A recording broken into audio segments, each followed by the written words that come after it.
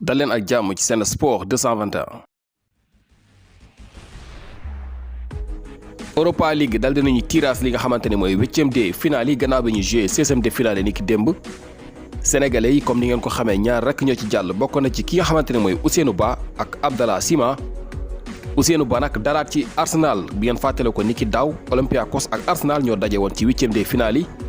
waaye nag Olympiakos bu Ousseynou Ba moo éliminé woon Arsenal.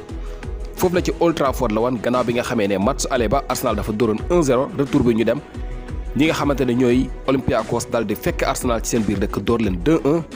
jàll ci quart de finale yi. kon Ousseynou Ba dajewaat na ak Arsenal ndax ren jii dina yomb ki nga xamante ni nag moom mooy Abdallah Sima daje ak Rangers di këlëbu ki nga xamante ni mooy Steven Gerrard nga xamante ni depuis saison bi tàmbalee ba fii ñuy waxee amaguñu benn défaite 43 match joué nañu ko te kenn dóoru leen. ndax kat am nañu li nga xamante ni mooy 4 match nul ak 26 victoire ci championnat foofu la ci Scotland waaye nag ci Europa League bi am nañ ci 6 victoire ak 2 match nul kon Rangers amaguñu benn défaite ndax Slavia Prague bu Abdallah Sima dina jàppande ci ñoom ñu daal di éliminer ñi nga xamante ne ñoo di Rangers bu Steven Gerrard kon sénégalais yi ñaar ñi la ñu dajeel Slavia Prague bu Abdallah Sima dina jouer contre Rangers. waaye Olympiakos bu Ousseynou Ba dina jouer contre Arsenal bu ñëwee nag ci li nga xamante ne mooy affiche bi gis nañ ci yeneen match yu am solo bokk na ci Manchester United ak Milan AC. Manchester United nekk deuxième ci championnat bu Angleterre di Premier League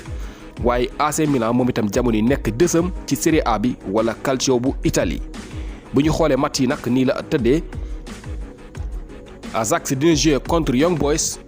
Dynamo Kiev dina jouer contre Villarreal. AS Roma ak Shakhtar Donetsk, Olympiakos Arsenal, Dinamo Zagreb Tottenham, Manchester United AC Milan, Slavia Prague Rangers, Granada ak Molde. li mooy match yi nga xamante ni dinañu ko jouer ci Europa League 8e de finale yi. match aller yi dinañu ko jouer le 11 mars maanaam file ak ñaari semaine